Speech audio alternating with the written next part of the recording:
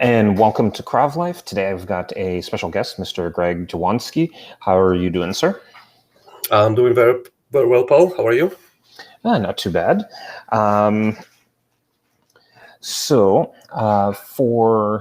For the people at home that don't know who you are, can you give us your title and position on who you are?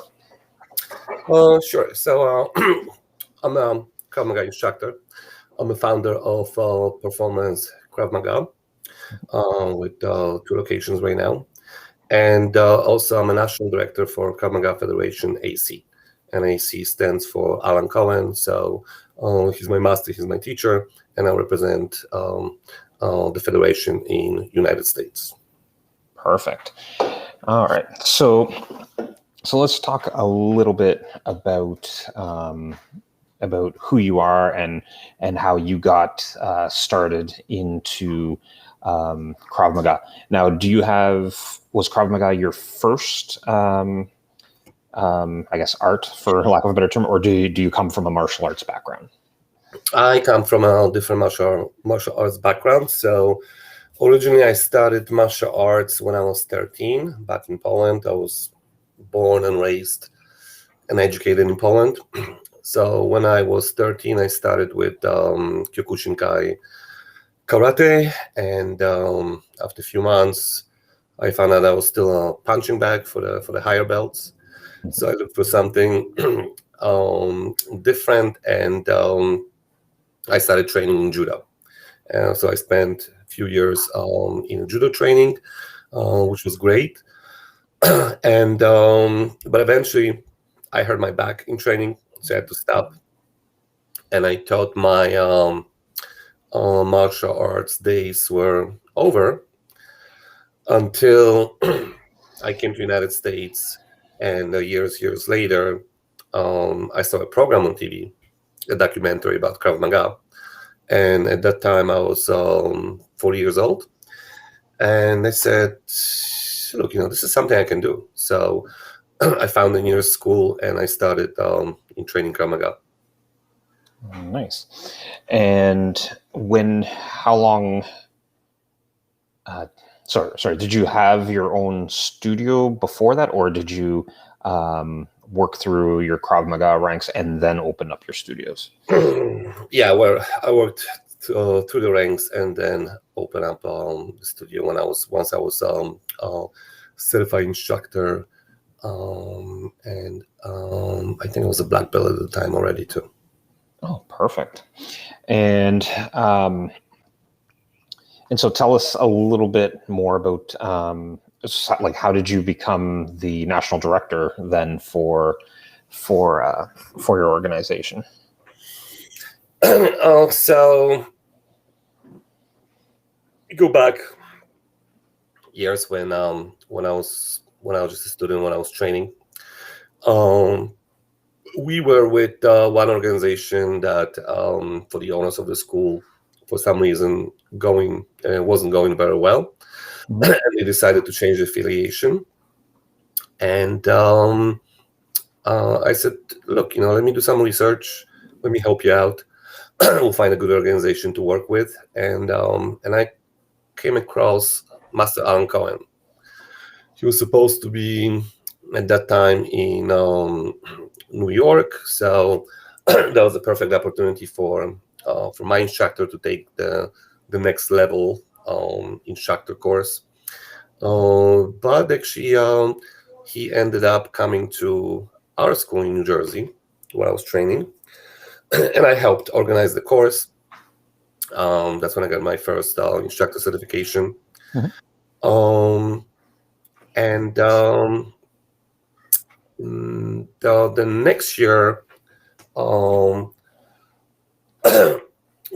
were ready for another instructor course in New Jersey, but that school kind of decided to end the Krav Maga program, and I really wanted to do it, so I said, look, I'll organize. And at the time, I was teaching at JCC, Jewish Community Center,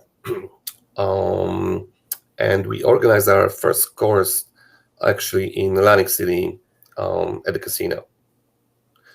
So that was a good environment to train. We had a little gym at the casino, and that was great. And at that point, after organizing this course, Master Alan Cohen approached me if I would like to be a national director for the United States, to which, of course, I said yes.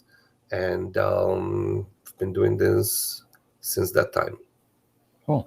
And so as national director, do you what does your job entail? Like, do you have to actually instruct the instructor courses, or is it more administration, marketing? So we have one annual course for all the instructors from the United States that is taught by Master Alan Cohen. He comes here every year. Okay. Actually, it's coming up in October. I think October 10 to 14. We have it set up for New Jersey. So I'm responsible for organizing that course. Also, I'm responsible for developing schools, help with development of schools in the United States, and as well as regional directors, because right now we also have regional directors. United States is a big territory, so I have my helpers, and they're responsible for for the region. So I give them help. I go, I travel to their schools. I certify instructors over there. I test for the higher ranks, about black belt. So that's basically my responsibilities. Nice. So let's talk a little bit about your experience in learning Krav Maga, because you started at 40, correct? Correct. So this is perfect, because a lot of people are hesitant to start Krav Maga because they feel like they're too old or too out of shape, or any of that stuff. But Krav Maga is supposed to be for everybody, right? It's supposed to be adaptable. How did you find the experience of starting Krav Maga? Not, I don't want to say late in life, but late, right? Yeah. And actually, I didn't feel my age. I still don't feel my age, but even at the 40 starting the training, probably because I was, conditioned in martial arts, I never thought of my age. So I was training with the guys in their 20s all the time, and I had to keep up with them. But I think that was a good thing for me. So I never really thought about my age. I just gave everything. Probably had to work a little harder than those guys in their 20s, but that actually paid off, because I was able to progress. But yeah, we get that all the time, because when I talk to people on the phone, they want to come to the class and they say, look, but I'm 40, I'm 50, I'm a little bit out of shape. I said, it doesn't matter.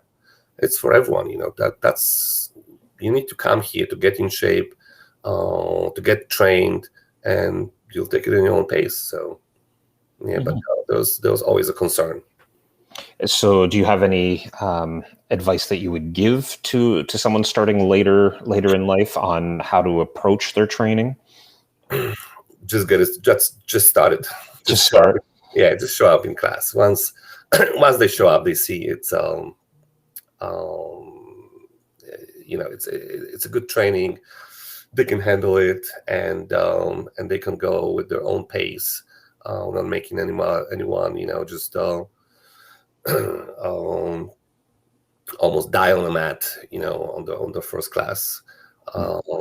But they progress and they develop, and we have many students who start at the later time. Yeah. And what sort of student mix do you have? Is it mostly like older, younger, middle, or male, female? Like, what sort of ratio and mix do you have? So we have kids program. Okay. So you have a lot of kids age, probably the average age is 7 to 12. But we start teaching kids at 5 years old. Okay. And at 13, they can move to adult class. And for the adult students, it's a good mix. We have a number of teenagers. We have families training together. We have people who are starting in their 60s. Mm-hmm. So always few students like that, and they love it. So it's a good mix from all walks of life. Nice. And for yourself, what is like your favorite part of the training? Is it teaching the self-defenses or doing the self-defenses? Is it the combatives, the drills? I like to focus on techniques. So I really enjoy teaching self-defense techniques because I have a lot to offer. So that'll be my favorite part when I can really break down the technique to the students, walk them through it, have them, work for a few minutes and then fix their mistakes. And at the end of the class, I see they get it. That's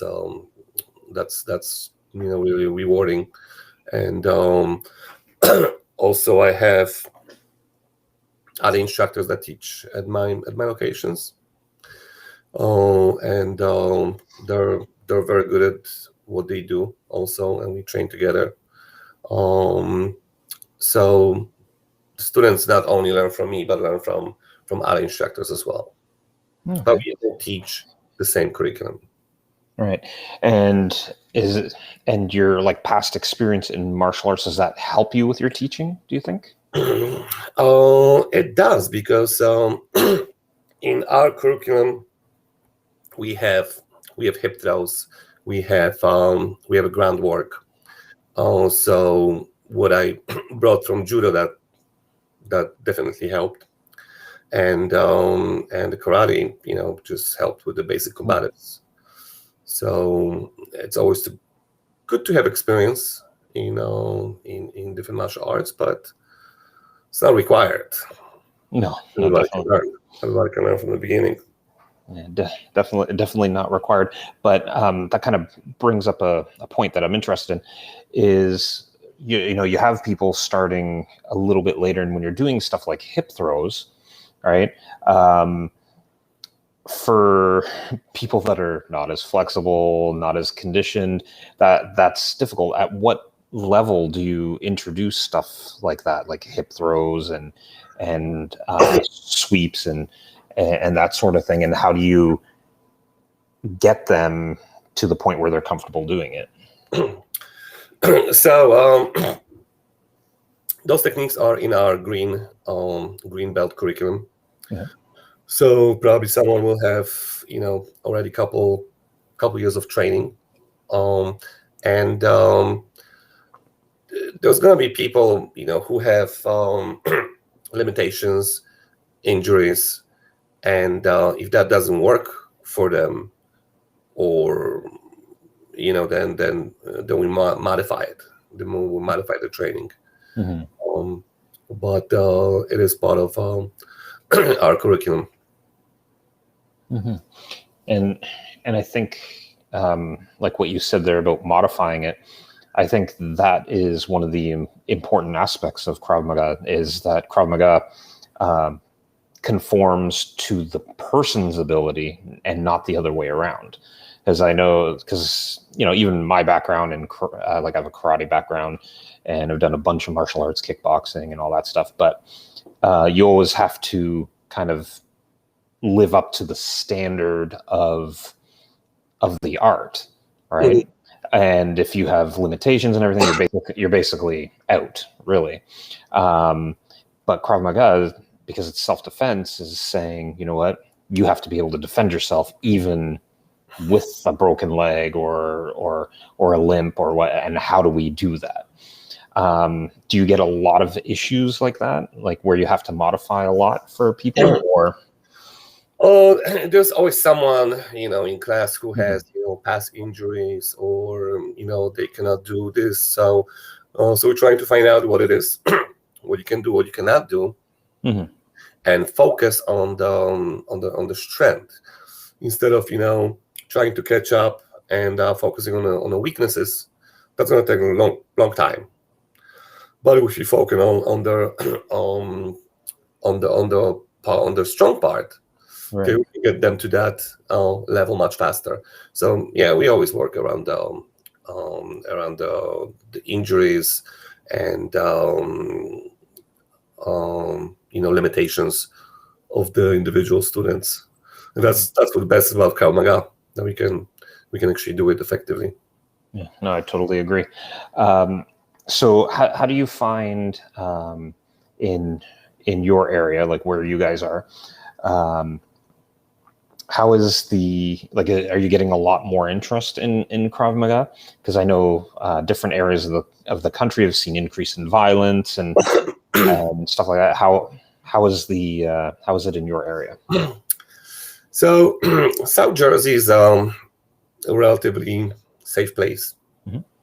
to live, but anything can happen anytime. So yeah, we do have a lot of interest. We get a lot of interest from the parents for the kids as well, because when they search for the type of the martial arts they want for the kids, they want something that's going to be very effective. It's about anti-bullying and kidnapping. They want their kids, to be able to defend themselves in a real situation. So that's one aspect. And for adults, a lot of nurses join because of Okay.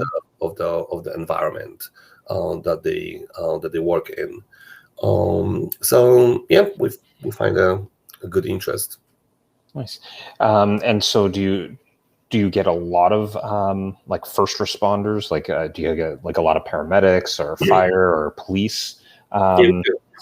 you do.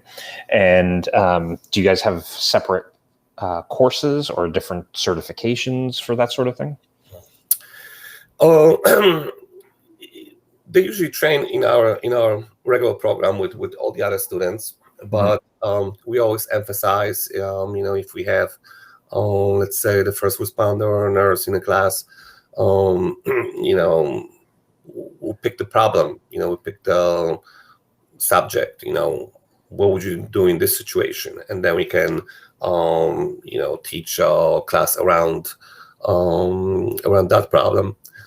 Um, for the law enforcement, if we have some police officers training with us, so we'll do the class on the law enforcement techniques. But we also have specialized courses when we teach either the law enforcement techniques or security, or women's self-defense courses, also very popular. So yeah, so we do a variety of everything. Cool.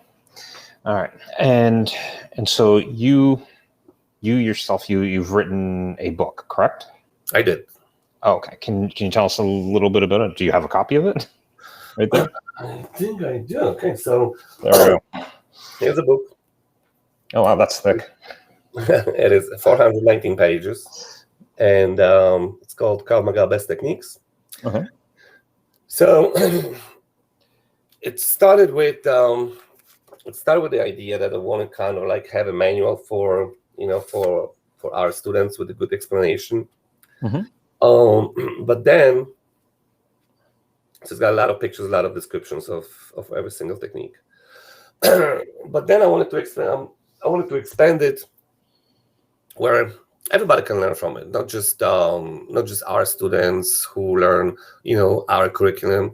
So I organized the whole book by the topics, not by the belts. So let's say if you're interested in self-defense, you go to the chapter and have all self-defense together. If you're interested in knife defense and knife fighting, you go to the specific chapter and everything is there. So took a while to have it all done. But actually, the COVID helped with that. When the COVID hit and we had to close, Lots of time. that was a perfect opportunity. I'm like, I have to finish the book now. There's no excuse. I'm not teaching. I have to do it. When did it come out? It came out in August last year. Okay. Oh, so you did it pretty quickly then. Yeah, well, I started before. It was an unfinished project, so I had probably about a half a book done. We had to take a lot of pictures, edit a lot of pictures, and put it all together. But yeah, actually, that was a project that altogether took about 1.5 years to to get it done. But of course, the knowledge was collected over my whole career in Krav Maga.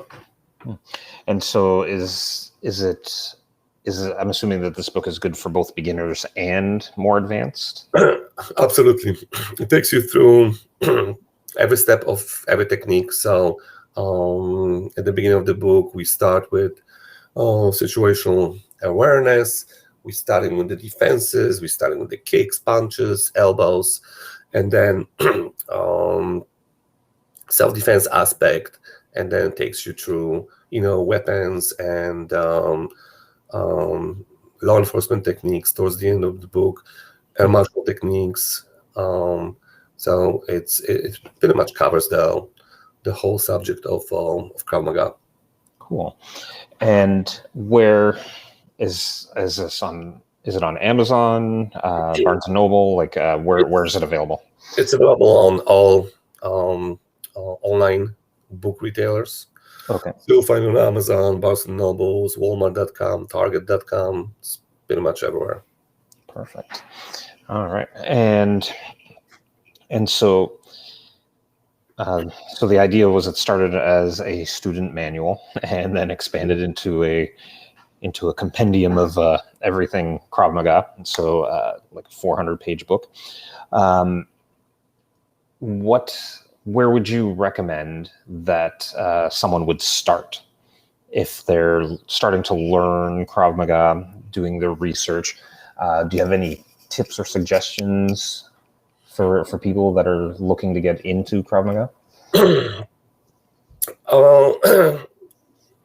Well, yes. Well, first you have to get started. So you have to make a decision. You have to make a decision. Yeah, I'm gonna try the class. And so the second thing is locating a training center near you and doing a little research on a school. Most of the instructors are great instructors. They're good schools, but there might be a bad one, and you don't want to start with a bad one and learning the wrong way. So what you're looking for is an instructor with a lineage, to IMI, to Israel. The closer that instructor is going to be, who trained in Israel, who learned from, let's say, IMI himself or IMI students, then it's a good bet that you're going to be in good hands. Well, is there anything else they should be looking for other than just the lineage? Oh, well, not just the lineage, because of course everybody's an individual. So I'll just suggest taking a class. Most of the school provide a free class, and see the atmosphere. See how the classes are conducted. You have to fit in. You have to get to like it. Yeah. So because it's not just the lineage, it's like the whole atmosphere of it, and whether it's the right instructor for you. It doesn't mean that they're a bad instructor. It just means they might not be the right one for you. I know I've had instructors in my past that have been amazing, but I found it really difficult to learn from them because I don't know, something in the communication style, I just couldn't pick it up. and then others, it's like they say the slightest thing, and you're like, oh, I got that. Right? Mm-hmm.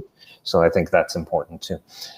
Good, and so where do you see kind of, because everything's sort of just getting back up to speed, where do you see the Krav Maga Federation going? Like, where do you see it?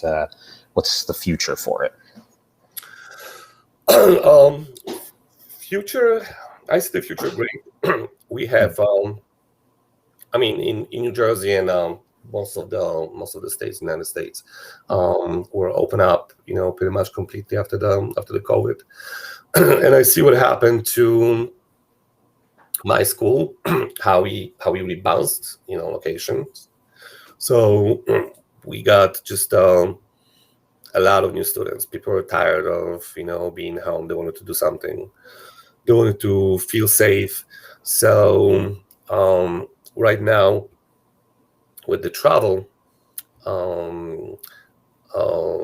being also open, everything starts picking up. So I know we're gonna continue growing internationally and in the United States.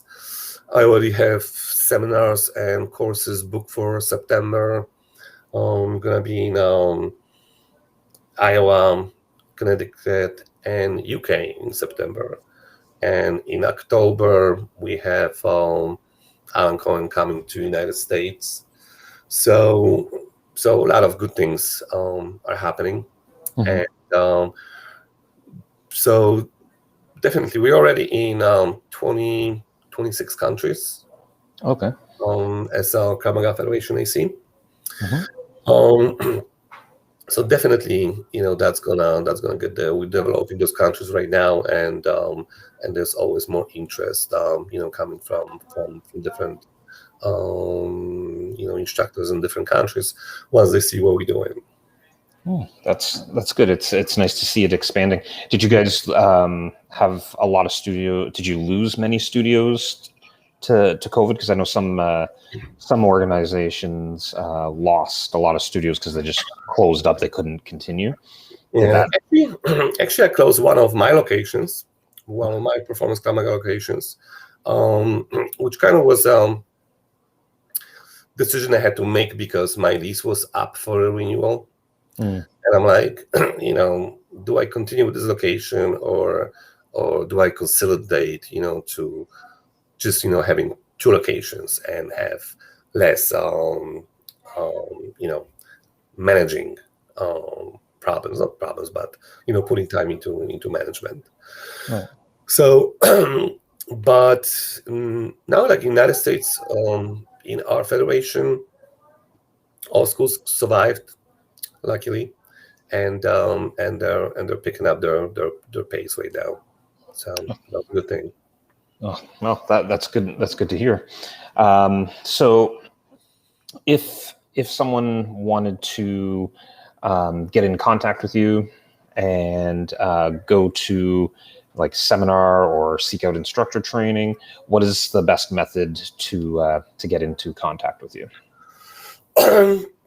Probably email or a call. I have couple websites. One's for the federation, one's for my school. Mm-hmm. Also, either performance-krav-maga.com. You can email from that page or call. So any method. I'm pretty active on Facebook as well.